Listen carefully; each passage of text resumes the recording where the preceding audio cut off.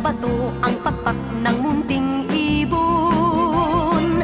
Dahil sa sakit, di na nakaya pang lumipad, at ang nangyari ay nahulog, ngunit parang taong bumigkas.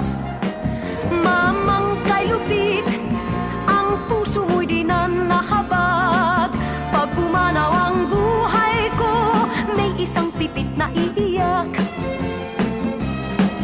Mamang kay Lupit, ang puso mo'y di na nahabag. Pag pumanaw ang buhay ko, may isang pipit na iiyak.